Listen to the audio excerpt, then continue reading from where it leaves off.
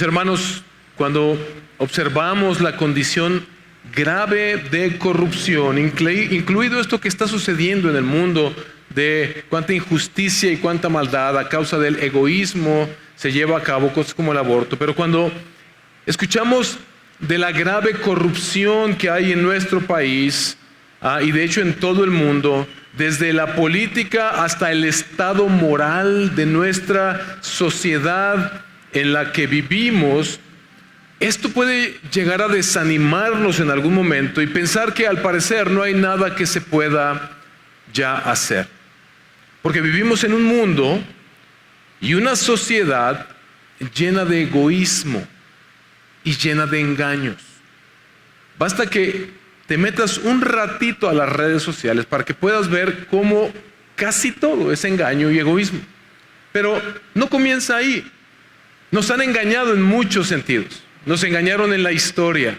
¿Cuántos se han estado dando cuenta que mucha de la historia que nos platicaron estaba completamente manipulada, engañada?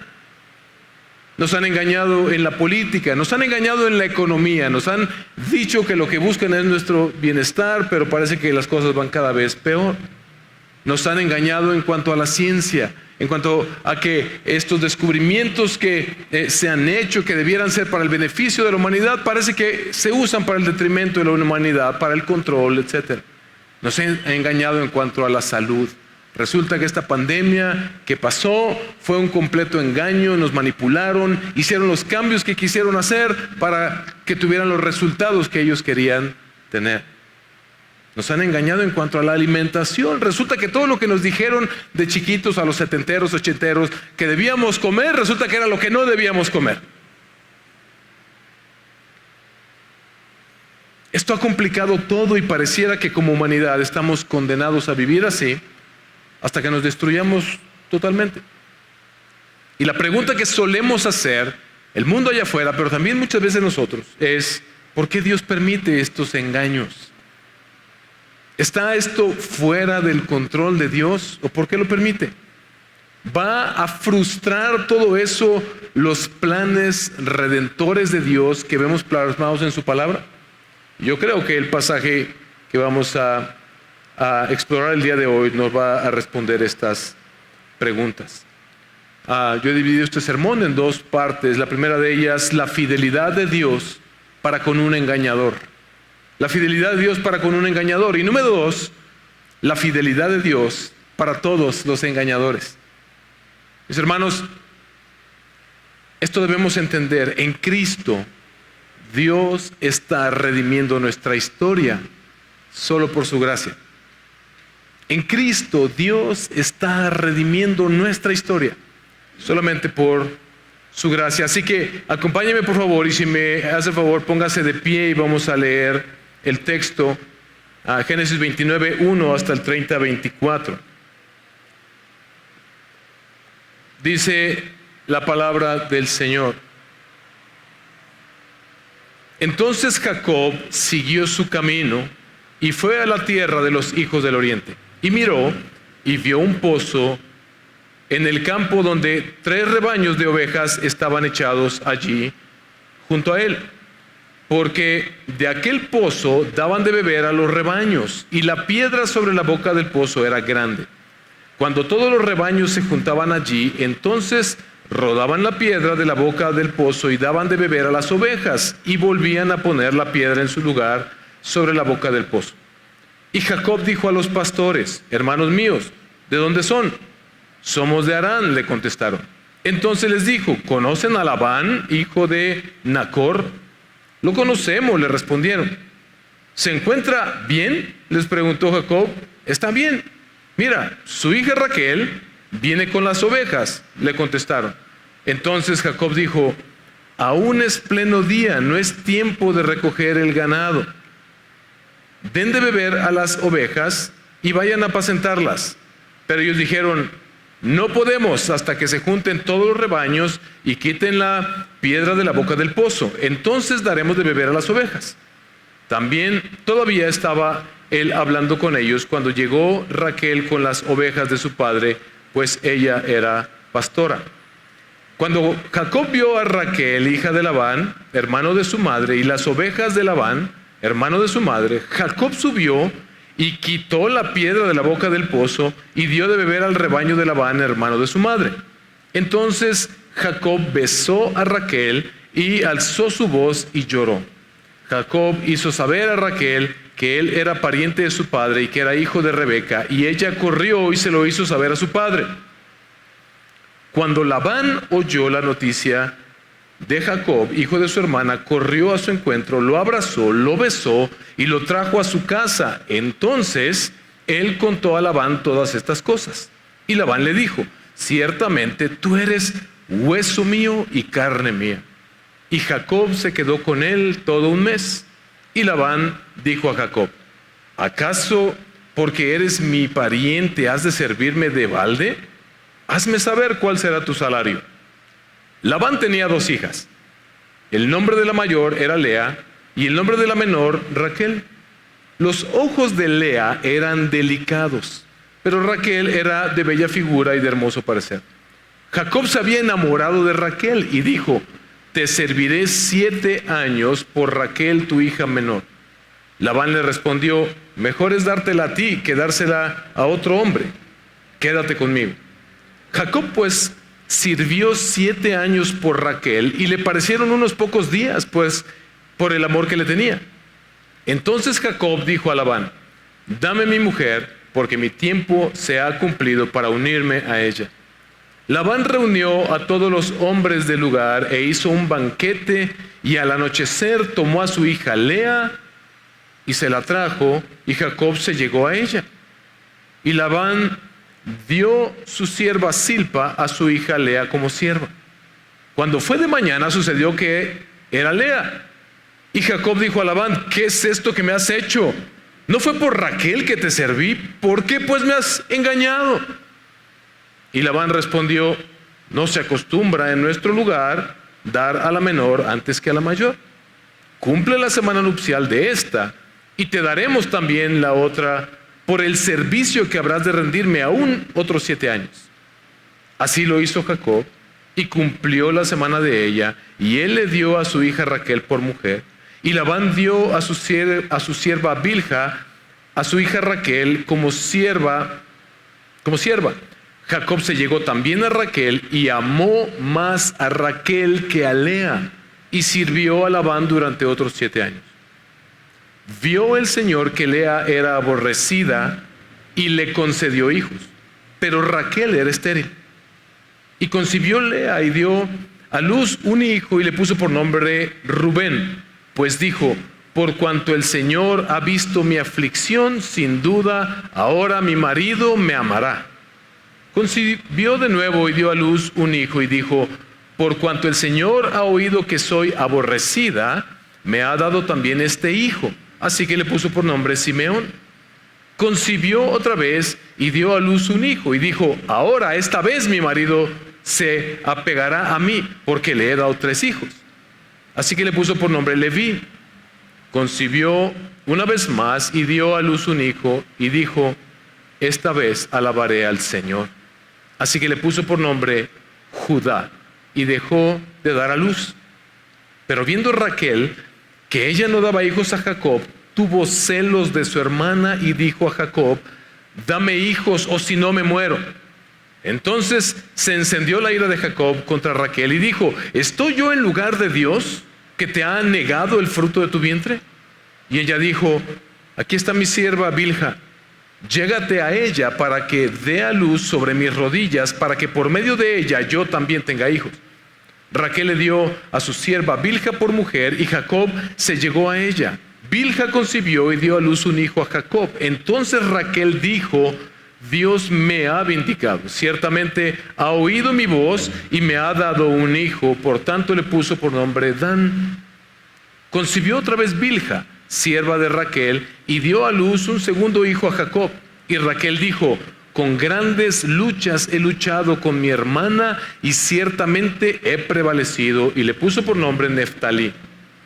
Viendo Lea que había dejado de dar a luz, tomó a su sierva Zilpa y la dio por mujer a Jacob. Y Zilpa, sierva de Lea, dio a luz un hijo a Jacob. Entonces Lea dijo: cuán afortunada, y le puso por nombre Gad.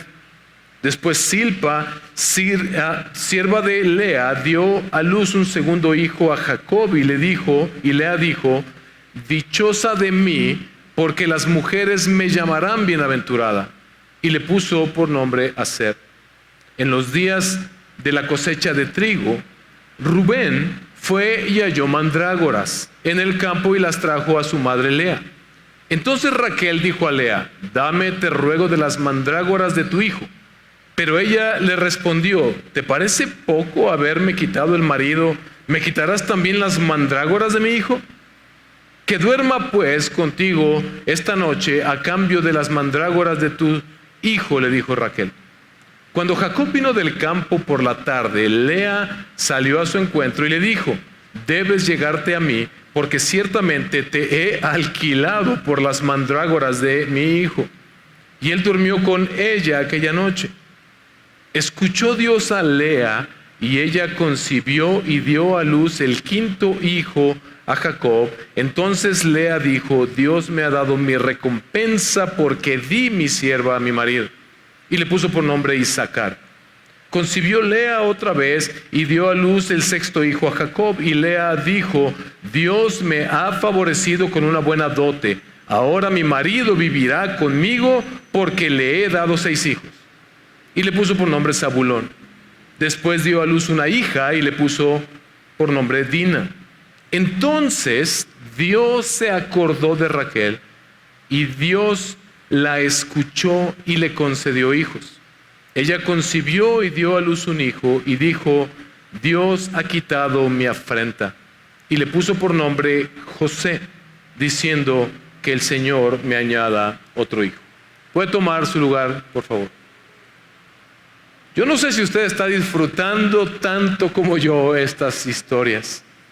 Vemos, en primer lugar, la fidelidad de Dios para con un engañador.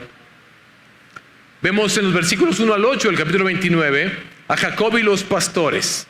Llega Jacob y pregunta por Labán. Ahora, recordemos que Jacob está en camino a Padán Aram, está yendo a la tierra de Labán, que era la tierra de Abraham y de su madre Rebeca. Él está huyendo por su vida porque su hermano Esaú lo quiere matar, porque él con engaños le robó la primogenitura. ¿Se acuerdan? Y ahora él va bajo el pretexto de sus padres, lo cual era bueno, pero no era ese fue el pretexto. Ve allá y busca una mujer de entre la familia de Rebeca, de entre la familia de Abraham, y no una cananea que comprometa la promesa.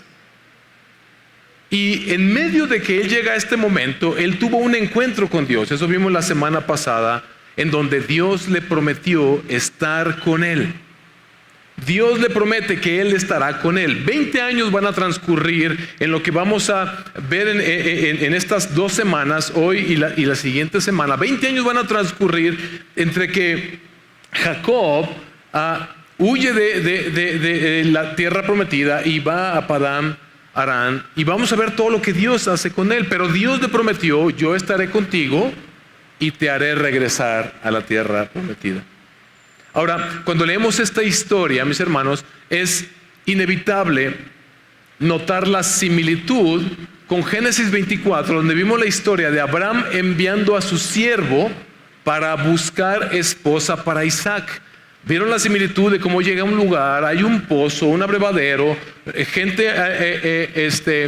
pastores dándole de beber a su ganado, y luego una mujer que llega con ganado. Y es bien interesante ver toda esta similitud entre la historia del siervo de Isaac el siervo de Abraham buscando esposa para Isaac, y Jacob llegando a este lugar. Pero hay algo que inevitablemente notamos, salta a la vista, algo que Jacob no está haciendo, que aquel siervo sí hizo. ¿Se acuerdan que aquel siervo llega a este lugar y bajo la amenaza de Abraham de decir: ni se te ocurra traerme una cananea, tiene que ser una mujer que sea de mi pueblo, de mi parentela? Y él tiene esta gran responsabilidad. ¿Y qué es lo que hace él? Él clama al Señor. Y él dice: Señor, Y hasta le dice, si la mujer que llega hace esto y le da de beber toda esta cantidad de agua a los camellos y a nosotros, que esa sea. Y vemos cómo Dios le responde, pero Jacob se brinca ese paso. Jacob, no vemos en el pasaje, y tal vez el autor quiere que notemos eso. Es como que Jacob dice, yo ya me la sé, ya me sé la historia. Mira, yo vengo de la tierra prometida, voy a Padán Aram, ya llegué al pozo, Dios está repitiendo lo mismo, yo ya sé cómo hacerle. Yo puedo tomar el control de esta situación. Y Jacob llega y es como que, ¿dónde está Labán? Porque ya sé que es con él con quien tengo que ir. Él pregunta por él, cómo está, si sigue vivo. Y él está obedeciendo la voz de sus padres, pero él está haciendo hasta este punto, como lo hemos venido viendo, las cosas a su manera. A partir del versículo 9 hasta el versículo 12, vemos cómo se da entonces este encuentro entre Jacob con Raquel. Dios permitió que Raquel llegara a ese lugar y a ese momento. Eso es indiscutible. Pero vemos a Jacob obrando de una manera y a Dios respondiendo de una manera. Jacob se encuentra con Raquel y, como todo buen macho, así como somos los hombres, que queremos impresionar a las mujeres. Si ven que cuando éramos solteros y venía pasando la que nos gustaba, así como que tocábamos el pecho y queríamos impresionar, o hacíamos algo, a veces estúpido, así un reparo de la bici o algo así para llamar la atención de la chava. Jacob agarra y aquella piedra enorme del abrevadero que ves que dice el texto que se juntaban muchos pastores y hasta que estaban todos la movían. Él va y solito mueve la piedra y deja impresionada a Raquel. Y dice que inmediatamente va y la besa. Él ya sabe a lo que va. Ahora, este beso no es necesariamente un beso romántico. En aquel tiempo, culturalmente pudo haber sido este saludo familiar. Más adelante vemos que Labán también lo besa. La besa y le informa, soy tu primo, soy este pariente tuyo y he venido con este propósito. Y muy parecido a lo que vimos en la historia del siervo de Abraham, igual a Raquel lo que hace es correr a su casa e informar a su padre, que en este caso es Labán. Y Jacob ahora se encuentra con Labán. Y es un encuentro inicialmente grato. Da hasta gusto ver cómo lo recibe Labán, lo recibe con entusiasmo, lo besa, le dice, tú eres hueso de mi hueso, tú eres mi familiar, bienvenido seas. ¿Se acuerdan que Labán en aquel momento, en Génesis 24, fue el que más se emocionó con el anillote que traía el siervo de Abraham para Rebeca? ¿Se acuerdan que él casi fue así como que, pásele, siervo del Señor, y el anillo con usted? Labán es este tipo de persona. Él ve algo especial en Jacob, sabe quién es, sabe que ahora su padre es un hombre rico, y aquí él ve una oportunidad de negocio. Y ve lo que sucede enseguida, del 15 al 20, vemos cómo él le hace esta oferta generosa. ¿Cómo crees que tú, siendo mi pariente, me vas a servir así nomás? Dime qué deseas. Seguramente él se había dado cuenta que ya le había echado el ojo a Raquel y que no traía nada para ofrecer. Jacob viene sin nada que ofrecer y lo que puede ofrecer son estos 7 años de trabajo por la hija menor, por Raquel. Llegan a este trato y Labán acepta, pero Labán le está poniendo una trampa a Jacob, porque Jacob quiere la bonita. Lea, nos dice el pasaje, tenía ojos delicados. Ojos delicados puede significar, tal vez, dicen algunos, ojos viscos. Otros dicen que simplemente son ojos opacos. En aquel tiempo era muy exaltada la belleza de una mujer, principalmente por sus ojos brillantes, ojos hermosos. El chiste es que Raquel era la bonita y Jacob quería la bonita. No quería a Lea. Lea es despreciada desde el inicio. Pero el problema es que culturalmente Labán no podía darle a la menor, sino en primer lugar a la mayor. Esa era la costumbre de ese pueblo y no lo dejó claro el pasaje. Yo creo que de ahí salió este dicho que tenemos aquí de hermana brincada, hermana quedada, no sé cómo le dicen. Pero, por supuesto, eso no tiene nada que ver con la verdad divina. Pero lo que vemos es que Labán le tiende esta trampa a Jacob. Jacob va y accede a trabajar 7 años por Raquel. Y me encanta cómo dice el pasaje, y le parecieron unos pocos días por el amor que le tenía. Este hombre estaba verdaderamente enamorado. Todos los hombres que estamos aquí podemos decir, estamos casados 10, 15, 20, yo llevo 22 años casado con Karina y se me han hecho como 5 minutos. Es verdad. Yo sé que se ríen porque normalmente lo que después se dice es sumergido en ácido o algo así, ¿no? Pero en realidad podemos ver cómo este amor que tenía Jacob por ella, él estaba completamente deslumbrado, enamorado de ella y está dispuesto a trabajar estos 7 años para ganarla. Pero Jacob es engañado. Le pusieron la trampa de trampas al tramposo. ¿Cómo es que lo pudieron engañar? Estas dudas pueden surgir cuando leemos este tipo de pasajes. Culturalmente también puede ser que en aquel tiempo, y si usted ve incluso hasta nuestros días, en aquellos rumbos se suelen hacer bodas en las que la mujer va cubierta completamente con un velo. Dice que Labán ofreció un banquete. Hay algunos comentaristas que dicen que tal vez Jacob se pasó de copas y pues entre eso más el vino, pues cayó redondito. Pero el punto es que Jacob reacciona a la mañana siguiente cuando ve a Lea y él se molesta tremendamente, pues ¿quién no? Con Labán. ¿Qué es esto que me has hecho? ¿Por qué pues me has engañado? Imagínate que alguien te haga eso a ti. Algunas de ustedes, hermanas, así se sienten, pero no es que les cambiaron al marido, es que ya cuando nos ven así como nos levantamos sin peinados y cuando ya nos estamos metiendo la panza, ya cuando ven la realidad, se topan con esto. Pero no, Jacob sí fue engañado. Jacob fue engañado y ahora está indignado por esta situación, pero Jacob, cuyo nombre significa engañador, usurpador, no tiene autoridad moral para hacer esta pregunta. Él viene de haber robado la primogenitura de su hermano, la bendición de su hermano por medio de mentiras, de haber engañado a su propio padre. ¿Por qué Jacob es engañado aquí? Sin duda, lo que este pasaje nos muestra es cómo Dios está tratando con Jacob. El Señor le permite experimentar a Jacob una sopa de su propio chocolate. Jacob está aprendiendo aquí a confiar en Dios y no en sus fuerzas, no en lo que Él puede hacer. Las cosas, Jacob, no son a tu manera. Jacob accede a servir otros 7 años a Labán por Raquel.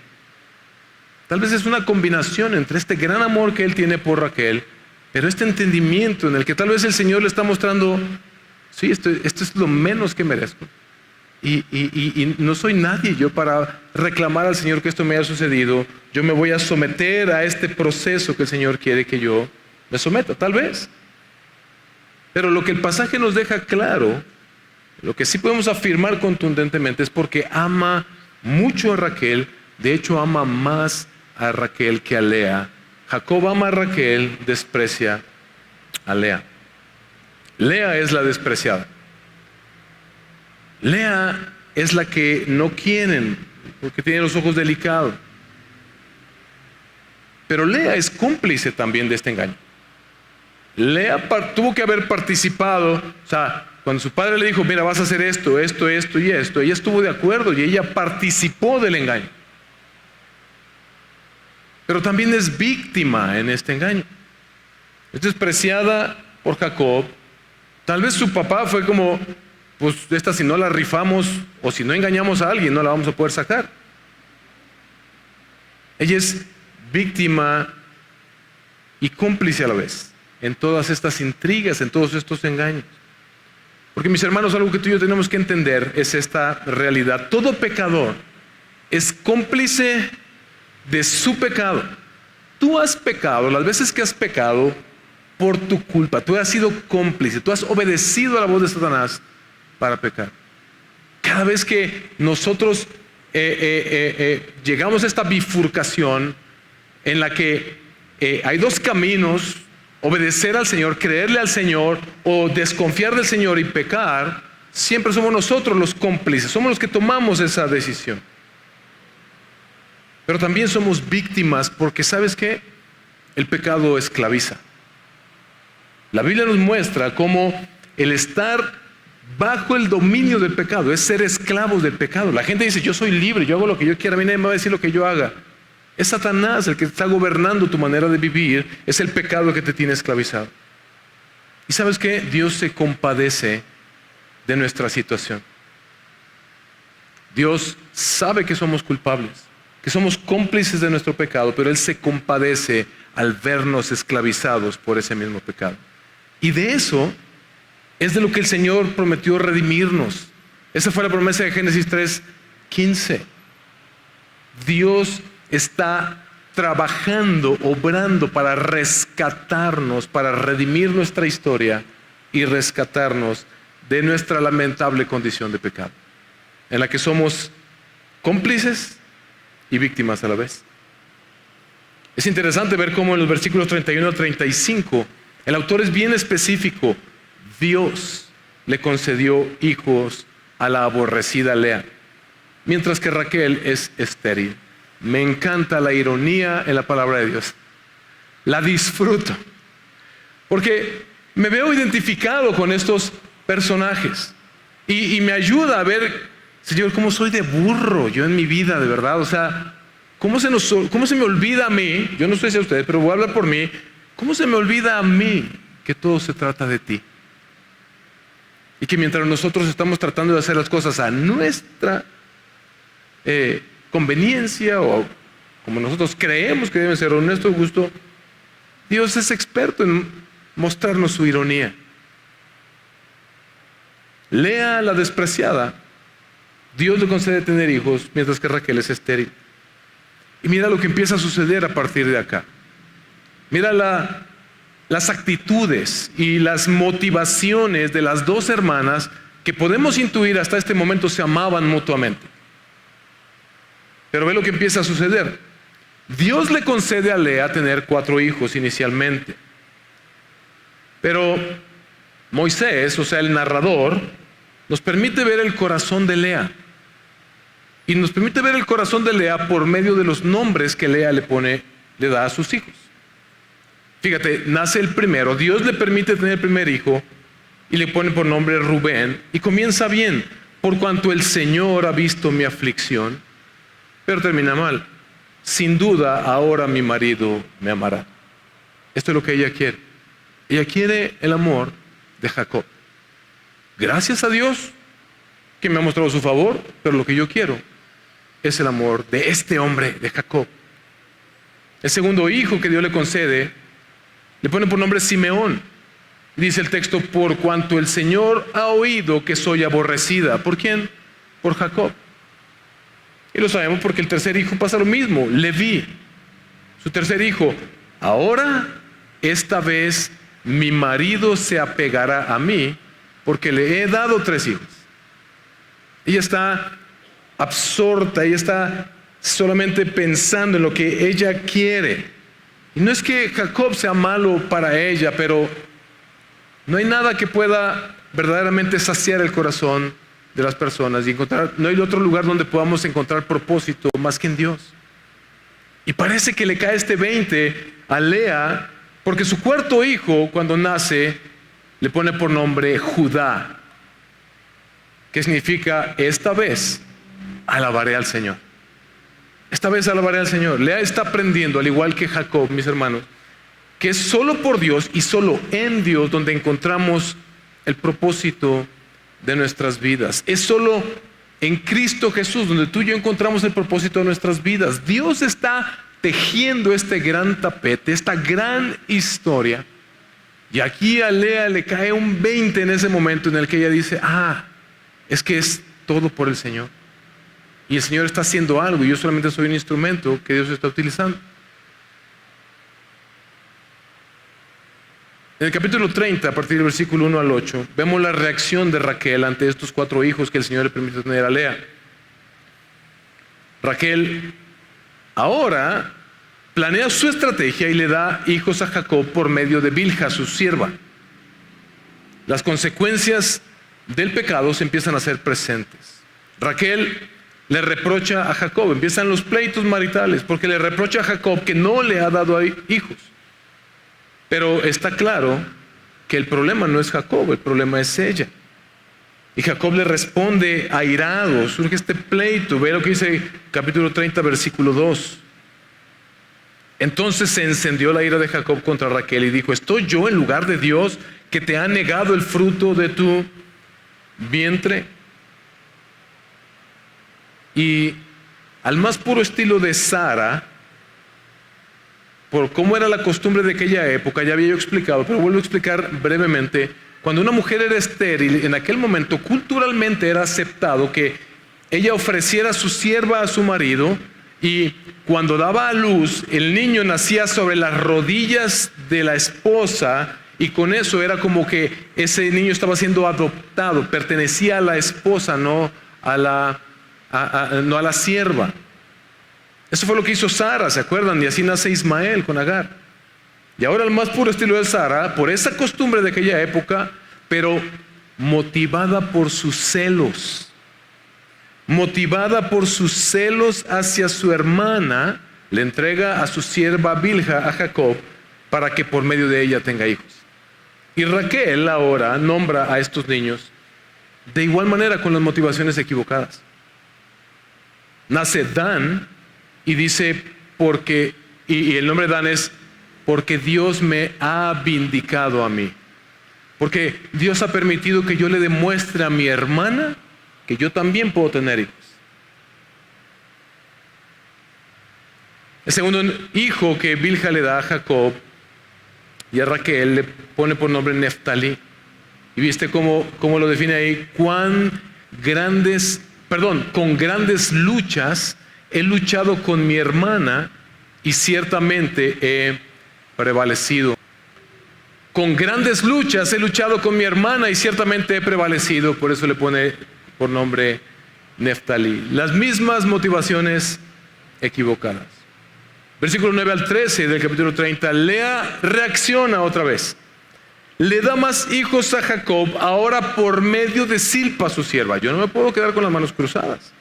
Vamos a ver quién se gana el amor de este hombre. Y mira lo que dice en el versículo 9. Viendo Lea que había dejado de dar a luz, tomó a su sierva Zilpa y la dio por mujer a Jacob. Y de Zilpa ahora,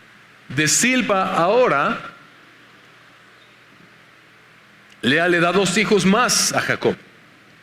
El primero lo nombra Gad, que significa cuán afortunada yo.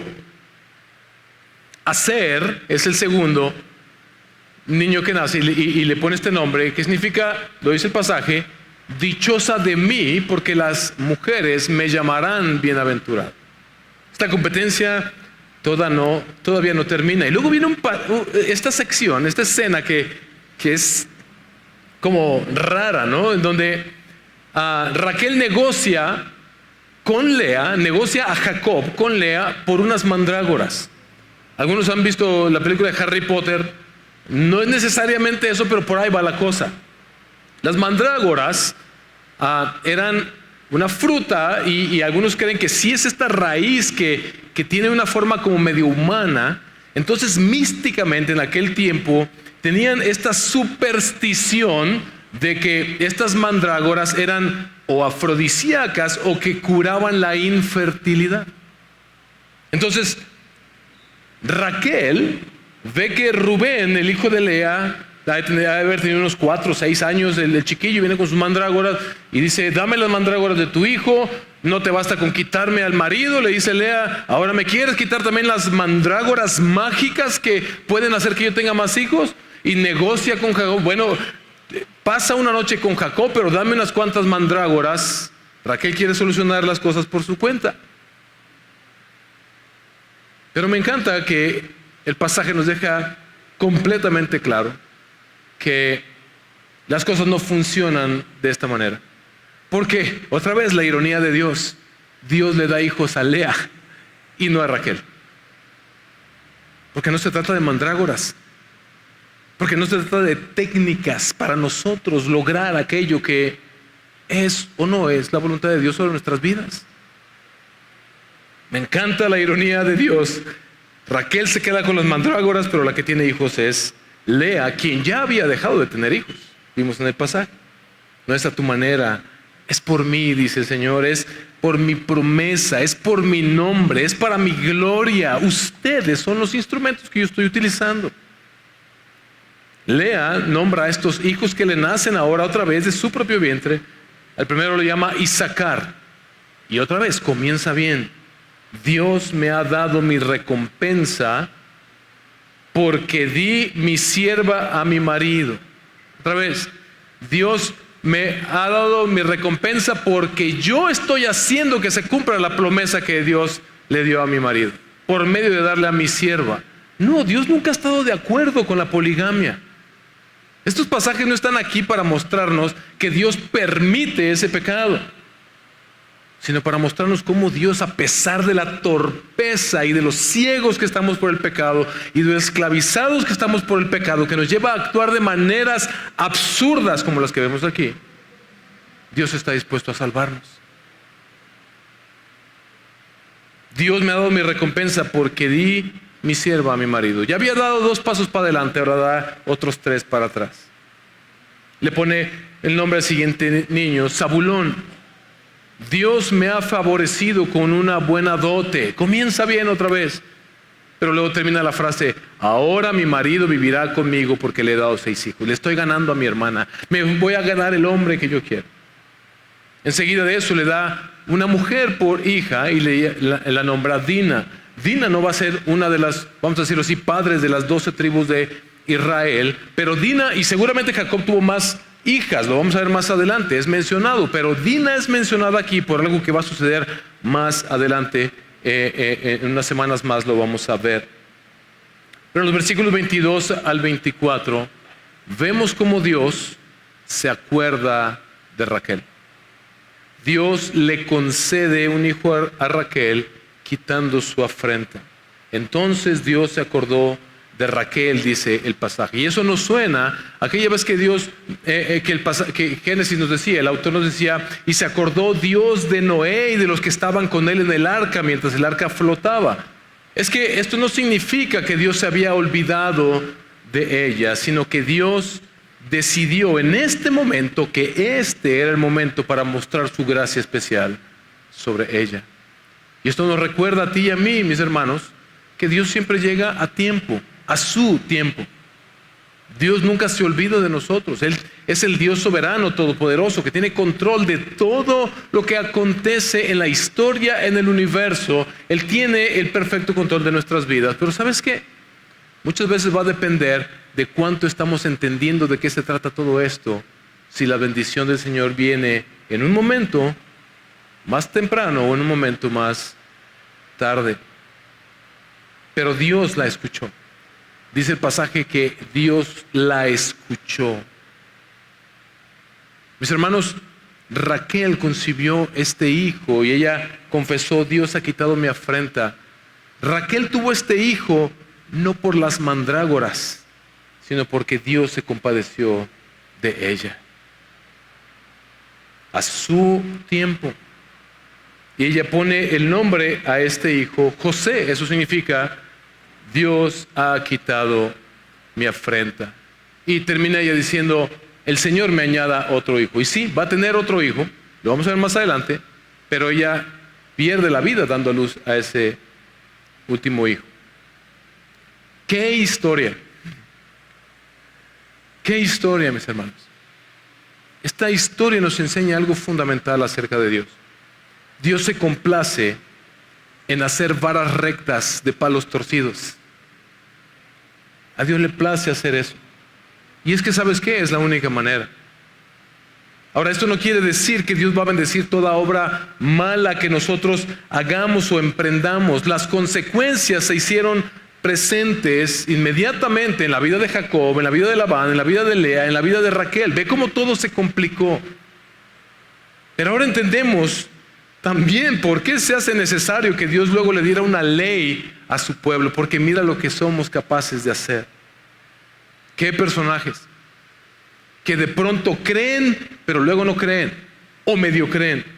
Que actúan por egoísmo, pero que reconocen a Dios y que le piden a Dios, pero que ponen sus intereses personales por delante y que son guiados por sus celos y por sus supersticiones y complican todo. ¿No te suena a tu vida, a mi vida, a tu familia, a mi familia, a la sociedad en la que vivimos? ¿No te suena a lo que hoy en día es? Es que mira, eso es lo que somos. De esto es de lo que Dios nos está salvando. Esto fue lo que provocamos cuando como humanidad en Génesis 3 nos rebelamos contra el Creador y dijimos: Señor, muchas gracias por tu creación, muy bonito tu jardín, pero nosotros nos queremos guiar por nuestras propias reglas, queremos hacer las cosas a nuestra manera, queremos ser nuestros propios reyes. Esto es lo que cosechamos: esclavitud al pecado, engaño y corrupción. Esto es lo que somos. ¿Qué debemos pensar, mis hermanos, de todo este engaño y de toda esta artimaña? Yo sé que algunos de ustedes están dolidos. La hermana Grace creo que ya no aguanta un domingo más de Génesis, porque ya le destruimos todos sus becerros de oro del Antiguo Testamento. No, todos, ella decía: yo he tenido un montón de admiración por Abraham y por Isaac, y ya como que ya no me caen tan bien. ¿Por qué los padres de las 12 tribus de Israel surgieron por medios tan cuestionables como este? Bueno, es para mostrarnos, mis hermanos, algo increíblemente importante sobre quién es Dios y cómo Él obra. Este pasaje nos enseña que Dios cumple sus promesas a pesar de nosotros. Lo hemos venido viendo. Así es Dios. Jacob trabajó por amor a Raquel 14 años. Nuestro Dios ha trabajado su plan redentor desde antes de la fundación del mundo, nos dice Efesios, para redimirnos. Y Gálatas 4 nos dice que en la plenitud del tiempo Él envió a su Hijo a hacer la obra más ardua, a dar su propia vida por su esposa amada. ¿Y sabes qué? No somos Raquel, somos Lea, somos la fea, somos la despreciada. Pero Dios nos amó al ver nuestra condición despreciable. Él prometió que de la familia de Abraham vendría esta gran nación, y aquí tenemos los inicios de esta gran nación. Lea, la esposa no deseada y no amada, dio a luz a los antepasados de 4 importantes tribus del pueblo de Israel. Moisés y Aarón, que nacerían más adelante, nacerían de la tribu de Leví. Interesante. El Señor elegiría a los levitas, aquellos que servirían en su templo perpetuamente. David, el rey David, nace de la tribu de Judá, y después Dios elige que reyes nazcan de esa tribu de Judá, y de la tribu de Judá es donde viene nuestro Señor y Salvador, Jesucristo. Cuando leemos más tarde la historia de este engaño de Labán, de estas malas elecciones de Jacob, el pueblo de Israel tuvo que haberse dado cuenta de algo. Oye, qué misterioso es esto. Y la Biblia lo habla en términos de misterio. Nuestro Dios puede cumplir sus promesas incluso a través del engaño, incluso a través de la intriga humana, incluso a través de cómo nosotros complicamos todo. En Betel, mis hermanos, el Señor le había prometido, vimos la semana pasada, a Jacob: yo haré tu descendencia como el polvo de la tierra. Y con el nacimiento de los 4 hijos de Lea, el Señor comenzó a cumplir esta promesa. Al final de Génesis, cuando lleguemos ahí, vamos a ver cómo Jacob se traslada a Egipto por medio de José, lo vamos a ver, y cómo todas las personas de la casa de Jacob que entran son solamente 70. Eso no es una multitud como el polvo de la tierra. En Egipto, Dios empieza a multiplicar el pueblo de Israel allí adentro y lo hace por medio de la persecución y de la esclavitud. Pero todavía no son como el polvo de la tierra. Y es que esta promesa se cumple solamente en Cristo Jesús. Tú y yo y los millones que han creído en Cristo Jesús para salvación somos el cumplimiento de esta promesa. Él vino a salvar a engañadores, porque todos somos engañadores y engañados por Satanás. Es el engaño de Satanás el que ha llevado a la humanidad a vivir en estas intrigas y estos engaños, pero aquellos que hemos puesto nuestra fe en Jesucristo, somos aquellos que hemos sido llamados, escogidos para integrar el pueblo de Dios, el pueblo de la promesa del Señor. Mis hermanos, en Cristo Dios está redimiendo nuestra historia. Y lo está haciendo solo por su gracia. Mira lo que somos. Somos engañadores. Dios muestra, segunda parte de mi sermón, Dios muestra su fidelidad para todos los engañadores en Cristo Jesús. No importa, mis hermanos, lo que acontezca en el mundo. No importa cuánto incluso nosotros lo sigamos echando a perder. No importa cuánto incluso nosotros como iglesia echemos todo a perder aquí adentro. No quiero decir que no tendría consecuencias, pero si tú estás pensando que yo como tu pastor soy infalible, que no puedo equivocarme, que todos somos susceptibles, todos vivimos todavía con este peligro del pecado. Por eso Dios blinda a su iglesia y le provee de pluralidad de ancianos para cuidar a la iglesia, y por eso la iglesia somos todos, no es la iglesia de cierta persona, etcétera. Y yo pudiera llegar a echar todo esto a perder, mis hermanos. Tengo el potencial de hacerlo. Por eso tu fe no debe estar en la persona. Así como nuestra fe no está llamada a ser puesta en Jacob, ni en Abraham, ni en Isaac, ni en Rebeca, ni en Raquel, ni en Lea, mucho menos en Labán. Es en Cristo Jesús que sustenta su iglesia.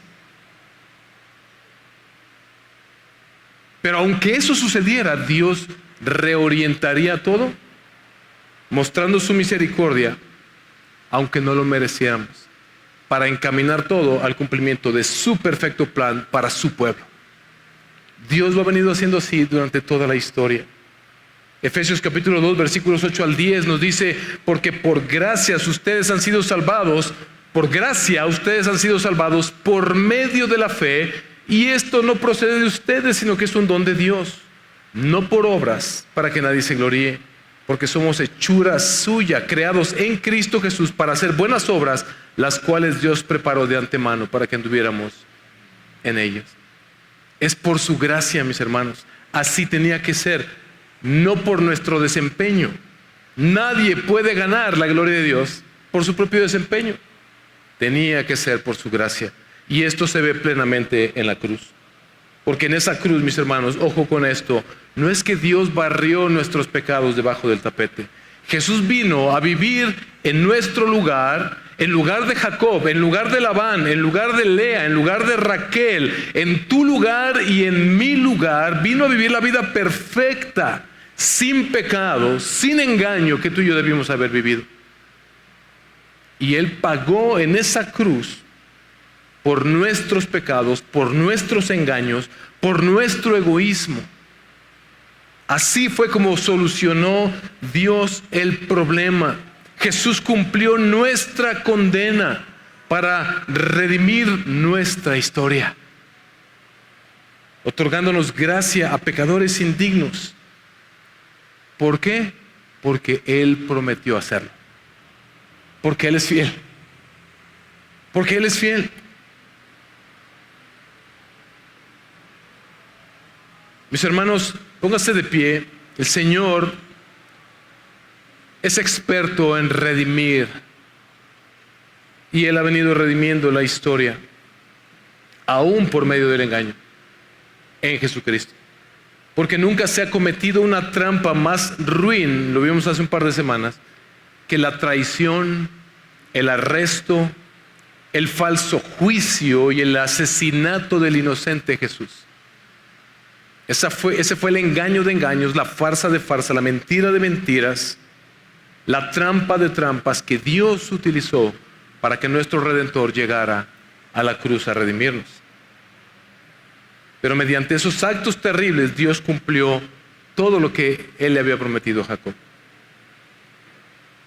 Mis hermanos, nosotros la doctrina de la depravación total la vamos a aprender en el taller de lo que creemos. No nos dice que todos vamos a llegar a ser tan perversos y tan malvados como pudiéramos llegar a ser. Pero nos muestra que todas las áreas de nuestra vida están corrompidas por el pecado.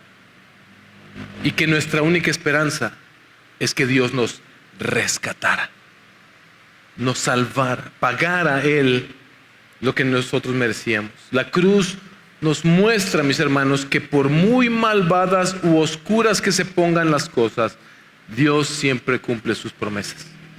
Él salva engañadores, Él salva pecadores. Si Él pudo sacar el mayor bien del mundo, del asesinato corrupto de su hijo inocente, Él puede sacar el bien de cualquier historia, de cualquier cosa. No hay historia, escucha bien, que Dios no pueda redimir en Cristo Jesús. No importa tu pasado, en Cristo Dios hace todas las cosas nuevas. No te lo tienes que ganar. Cristo vino a dar su vida por ti. Esa es la escandalosa noticia del Evangelio que predicamos. Que Él vino a salvar a engañadores como nosotros. El misterio más grandioso y el mejor revés, vamos a llamarlo así, realizado jamás, fue el propio evento del Evangelio. En 2 Corintios 2:8, Pablo explica que si la gente hubiera sabido quién era Jesús, no lo hubieran crucificado. También la palabra de Dios nos muestra que si las fuerzas espirituales del mal, los demonios, hubieran sabido qué sucedería al matarlo, no hubieran permitido que Jesús fuera a la cruz, porque ahí ellos fueron derrotados. El misterio del Evangelio es el mayor revés de todos los tiempos. ¿Sabes por qué? Porque el engañador resultó engañado. Satanás fue engañado para siempre. Él pensó que había vencido, pero él solamente pudo morder el talón del Redentor, pero él pisó su cabeza en esa cruz. El ladrón, la serpiente, Satanás, solo vino para robar, matar y destruir, dice Juan capítulo 10, versículo 10. Pero Jesús dice, pero yo he venido para que tengan vida y la tengan en abundancia. Lo que el engañador los ha llevado a perder a causa de su engaño, yo vine a recuperarlo para ustedes. La vida eterna que perdieron, yo vine a dárselas de nuevo. Solo por la fe. En Cristo, mis hermanos, Dios está redimiendo nuestra historia solo por su gracia. Si tú no has entregado tu vida a Jesús, no importa cuál sea tu historia, no debes creer la mentira satánica de que tu historia es tan mala que Dios no la puede redimir. Aquí acabamos de ver que en Cristo Dios puede redimir cualquier historia. Y a ti, creyente, quiero decirte finalmente, tú puedes llegar a caer, aún siendo escogido de Dios, ya estando en la vida cristiana, puedes llegar a caer en intrigas como estas, por celos, por envidias, por egoísmo. Pero algo debes recordar, que la promesa de Dios se mantendrá sobre ti aún en esos momentos. Si esto en tu mente está funcionando como que, entonces puedo pecar, eso es lo que te demuestra que no eres salvo todavía. Pero por el otro lado, si esto produce en ti un temor de fallarle a tu Señor, al saber que fue por tu maldad, por tus engaños, por tu egoísmo que Él fue a la cruz, entonces esto debe ser un motivador para nosotros, para vivir para la gloria de Dios, para buscar su voluntad en todas las áreas de nuestras vidas y no dejarnos llevar por nuestras intrigas, nuestro egoísmo, nuestros engaños. Si en el pasado cometiste errores, pecaste, es probable que Dios te permita experimentar consecuencias. Como Jacob, fue engañado y tuvo que servir 14 años por esta mujer. Y todavía le falta más tiempo, lo vamos a ver la próxima semana. Pero tú y yo sabemos ahora que por Cristo Jesús podemos entenderlo como aquello que Dios utilizará para acrecentar nuestra fe en Él y para forjar nuestro carácter y nuestra piedad y hacernos cada vez más como Cristo. A Dios no se le escapa nada. Entender esto también nos impulsa a no juzgar a otros, hermanos. Solemos juzgar a otras personas porque vemos que sus vidas pueden parecer un desastre.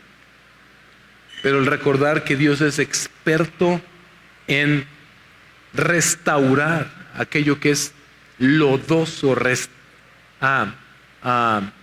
detestable, aquello que es cuestionable, aquellas historias que parecen una tragedia, como la que vimos hoy. Dios es especialista en redimir esas historias e incluso utilizar esas circunstancias para que Él sea glorificado en la vida de estas personas por medio del Señor Jesucristo. Mis hermanos, oremos para que el Espíritu Santo nos dé ojos para ver a Dios como el Dios que puede obrar a través de cualquier cosa para cumplir su plan. Y que veamos a Jesús como quien trastorna y vence el pecado mediante su cruz, que engañó definitivamente a la muerte misma al resucitar de entre los muertos. En Cristo, mis hermanos, Dios está redimiendo nuestra historia solo por su gracia.